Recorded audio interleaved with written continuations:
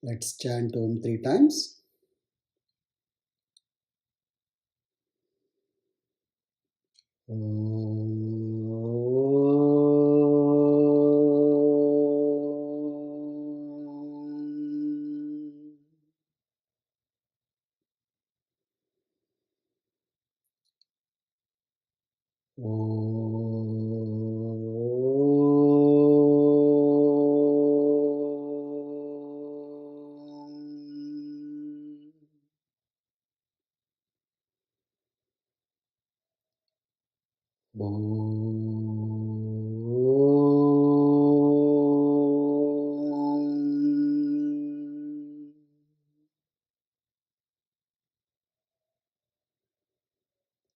Guru Brahma, Guru Vishnu, Guru Devo Maheshwaraha, Gurur Sakshat Parabrahma, Tasmai Shri Gurave Namaha. Gurave Sarvalokanam Vishaje Bhavarogina Nidhaye Sarvavidyanam Dakshinamurtaye Namaha. Hari Om. Om Purnamadat Purnamidam Purnat Purnamudachyate Purnasya Purnamadaya Purnameva Avashishyate. Om Shanti Shanti Shanti. Hari Om. Shri Gurubhyo Namaha. Hari Om.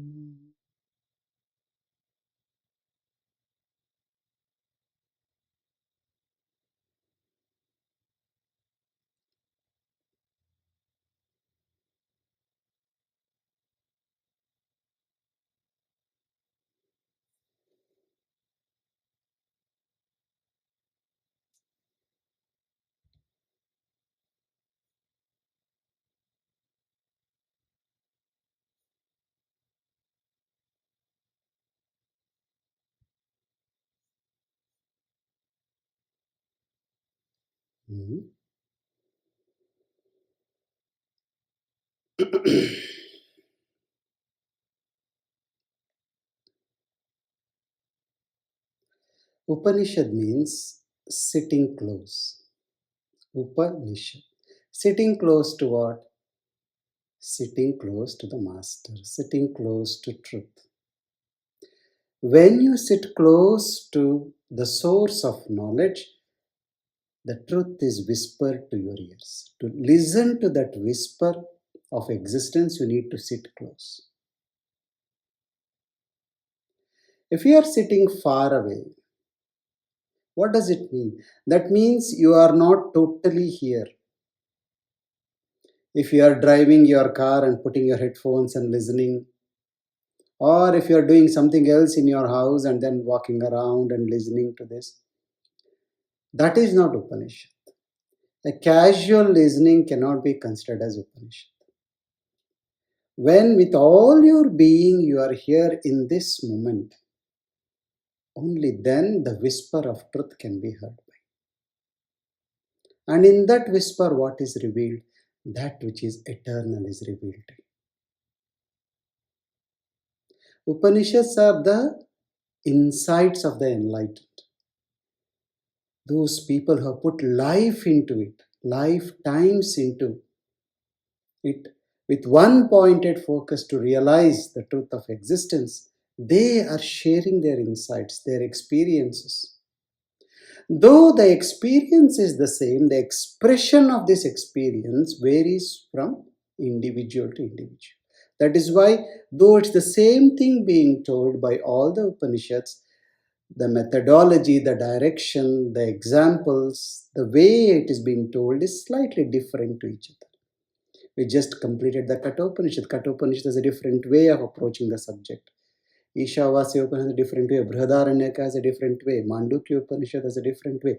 They all are expressing the same truth, but through different language, different method of expressing. And when you are listening to these conversations, and if you see, the Upanishadic conversations are not uh, public conversations, they are intimate conversations. The conversations between an enlightened master and a student who is ready to grasp, who is ready to soak into this knowledge. So, Upanishadic knowledge is that which can only be grasped by a seeker who is sincere, and not just sincere, he also has an intellect that is sharp and the faculties that are considerably purified to a good degree through the persistent sadhana. Why do you need a sharp intellect? You need a sharp intellect to grasp what is being told and to reflect upon it and to ask intelligent questions. That is why mumukshutva is such a great quality to have, a quality of a very refined consciousness. You know, an unrefined consciousness is easily lost in the pleasures of the world. If you need to have an interest in something a little higher, maybe art, maybe music, maybe dance, gardening, nature, service, all these come to a consciousness which is slightly more refined, which is connecting to its source, at least some way or another. I was recently telling that when we were growing up in India, maybe when we were 4, 5, 6 years, we were playing around, we used to see so many sparrows, so many crows, everything around our houses, in our balconies. And today I go, no, I can't see any birds around.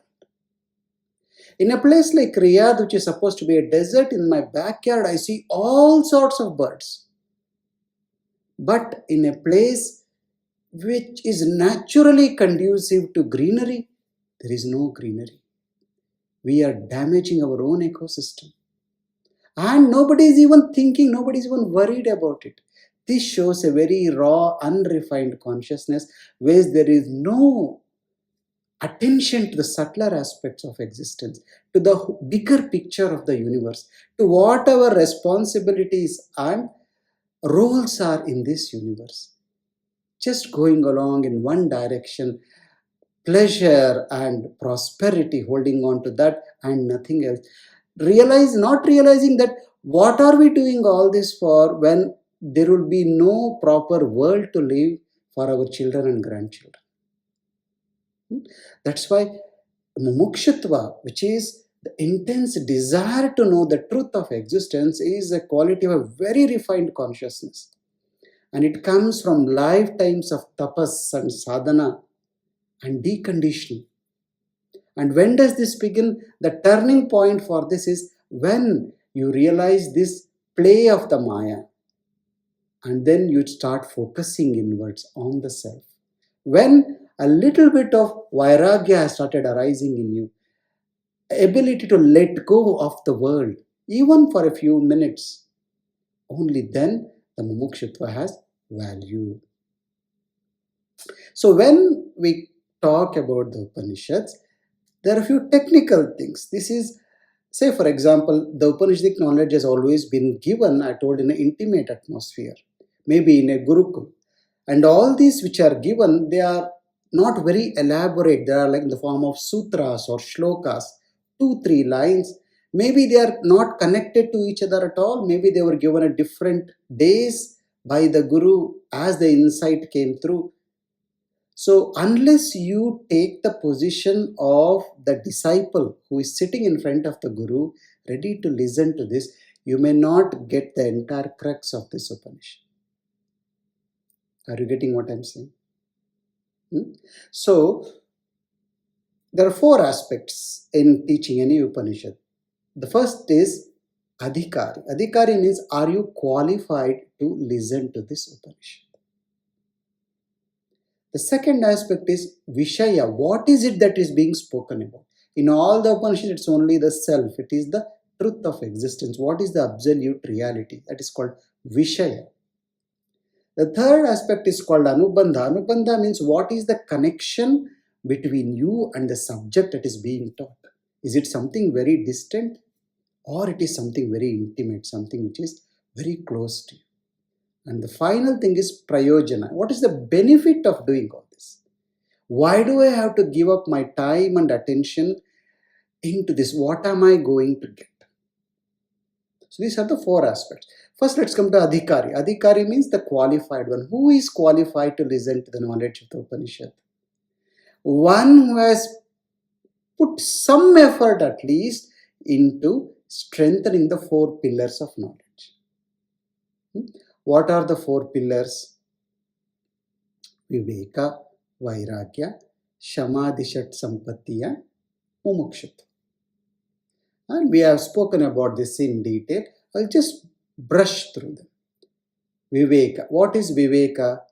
Viveka is this ability to differentiate between what is temporary and what is permanent, what is changing and what is not changing, and having that conviction and the strength to follow the eternal, to follow the unchanging, to invest in the permanent, and have an ability to forego the temporary. This is Vivek. Nitya Anitya. That when you know what is Nitya and what is Anitya, what is temporary, what is permanent, and you're able to focus on the permanent, that quality is Viveka. We all have it inside. See, whenever we want to do something very insignificant, something inside us tells, why are you doing this? This is not very important. But somehow we will not muster up the strength to say no to it. Isn't it? Whether it is getting actively into exercise, saying no to a pleasure, or actively engaging in something spiritual or service, you know something inside you will actually, that viveka, that voice in you will say. Listening to this voice and building upon it is viveka. The next is vairagya. Vairagya is what? Either in this world or in the other world, not having a craving for anything. Okay, it is being in a state of perfect ease with what is right now.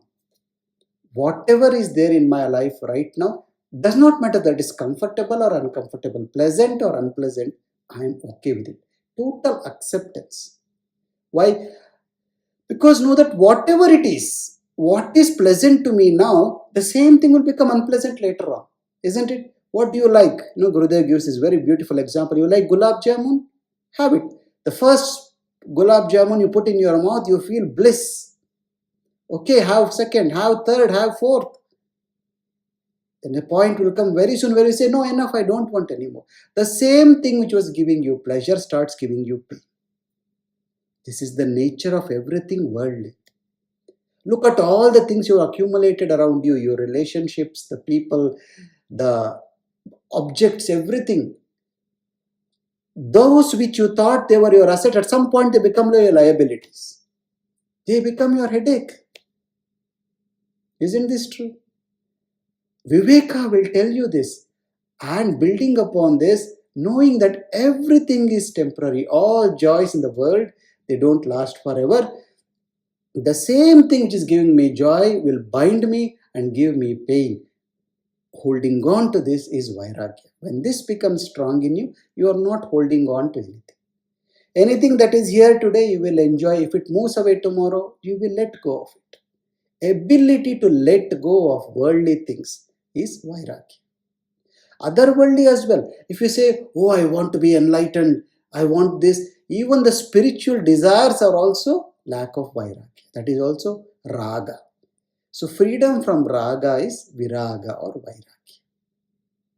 Then shamadhi shat sampatti. Shama. What is shama? Shama is tranquility. And you will see these 6 wealths automatically become strong with you with regular sadhana. Shama is what? Looking at everything in a tranquil state, not getting into a panic mode. Something happens, maybe very unpleasant, not suddenly panicking about it, saying, let me look in, giving a little pause. Able to handle situations of life with tranquility is shama. Shama, the word from shama, the word shanti comes. Shama is relaxed, being cool. Dhamma is having a say over the senses, not letting the senses rule your life, but you saying whether you want to use your senses or not. You want to meditate, you say, for these few minutes, I'm going to close my eyes. For these few minutes, mobile is switched off. For these few minutes, all these things. Let me switch off my mobile. I forgot. Yeah. So, this is Dhamma. Dhamma is what? Having a say over the senses.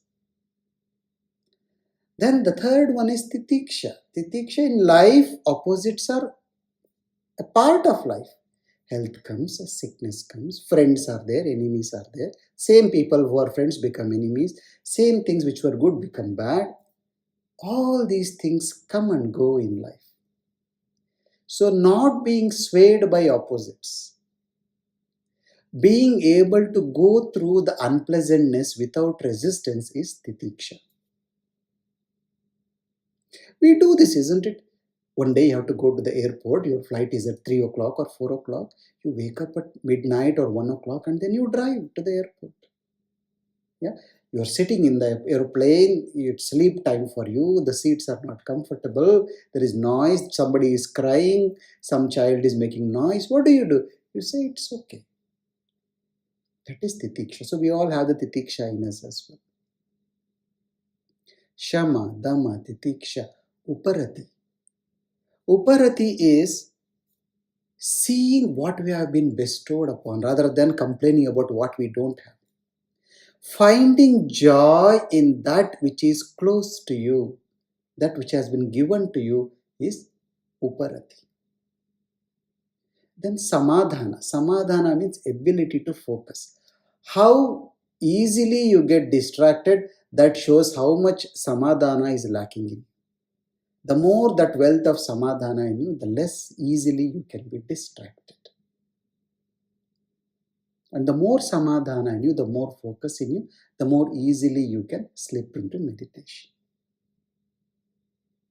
And then Shraddha, faith, investing in something which you don't understand fully. There is something in you says, oh yes, I think this is important, but you don't know what it ensures. Like you have come to this session, you don't know what to expect, what you are going to get, but something somewhere deep inside you says, this is important, I need to put my time here, put my attention here. This is Shraddha. These are the 6 wealths. And then Mumukshutva. Mumukshutva is intense desire to know the truth of existence, to realize what is permanent in life, to see that which is beyond what is seen by the senses. This thirst for truth is Mumukshutva. These are what? The qualifications. When you have these qualifications, even in small quantities, that is enough. You don't have to be fully proficient in them. That will take many lifetimes. But even if you have stepped on the path and you're working on this, then you become eligible for the Atmagyan or the Upanishadic knowledge. What are the benefits? The 5 benefits are described. What are they? Jignasa Nivritti. What is Jignasa? Curiosity. The question, who am I? What is the purpose of my life? Is this all there is to life? Is there more to life? These are questions of curiosity. So first thing the knowledge does is quenches your curiosity, just clarifies all the curious questions you have. Then Karpanya Nivritti. Karpanya means distress. You become free from distress. When you have this knowledge that there is something which is unchanging, something which is untouched by the events, then you don't get distressed, you don't panic that very easily. Then Aghata Nivritti. Aghata means shock. Nothing can shock you. Yes, you will feel upset with something, you will feel disappointed, you will feel sad about a few things, but it won't break you. You won't be shaken or broken. You have something today, tomorrow it is not there, you won't become a wreck. Aghata Nivritti. It will prevent you. protect you from being broken completely. It will make you strong. Vidyananda Prapti. Vidya and Ananda. It will bring you. See, Ananda, the bliss that being described in the Upanishad, it is not the thrill of the senses. It is something which is indescribable. It is probably a combination of contentment, peace, wisdom, compassion, dispassion, all these put together. You are like a tranquil lake. That state of tranquility is Ananda, bliss. That which cannot be taken away by objects, and that which is not dependent upon the external world. Vidya is the true knowledge of the self. So you get Vidya and Ananda, Vidyananda Prapti. And then Dakshata Prapti. Dakshata is the skill of life. Yoga is what? The skill of leading life. That skill will come to you. Not to reject anything, not to indulge in anything, but to take the middle path and move is a real skill. That skill comes to you with the knowledge of the self. These are the prayojanas of wanting to be Upanishadic knowledge. And then they say, in a nutshell, what do you want? You want to be happy. The different types of, what is the first type of happiness? The happiness that is given to you by the senses and the material things. That is called ordinary happiness. The earthly pleasures, that which are perishable, that which are impermanent. Then there are the pleasures of the sense of the world, the Swarga. It's called Swargaloka. You want a higher desire. What is the higher desire? You know what all the religions practice. You be disciplined here, and after you leave this body, you will be taken to a place where everything is in abundance.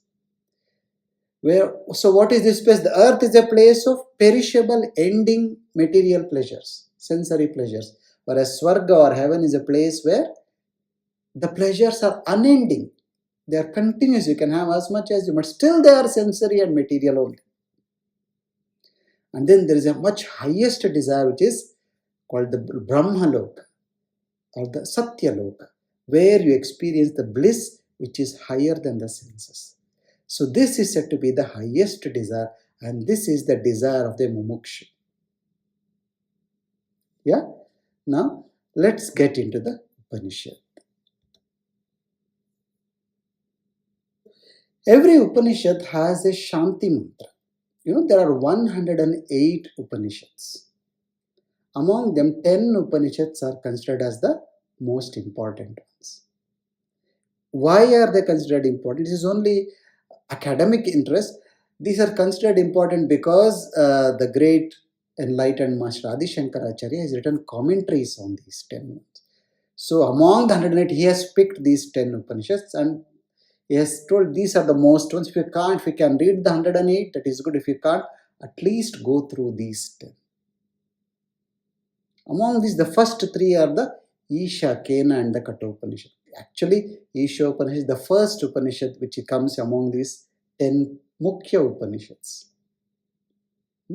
And each Upanishad comes with what is called a Shanti mantra, a peace chant, which are all very popular. We may have heard most of these things, but we may not have known that each one of these is coming from one particular Upanishad. So this Purnamadat Purnamidam comes from the Ishavasya Upanishad. And why is this called Ishavasya Upanishad or Isha Upanishad? Because the first word of this Upanishad is Isha. The first word, the first shloka is another beautiful thing of most of the Upanishads. The first shloka of each Upanishad is a very dynamic, very powerful shloka. If you can just dwell on that, you get the entire essence of life. So this is what? Om Purnamadah Purnamidam Purnat Purnamudachyate Purnasya Purnamadaya Purnameva Avashishyate. Om Shanti Shanti Shanti.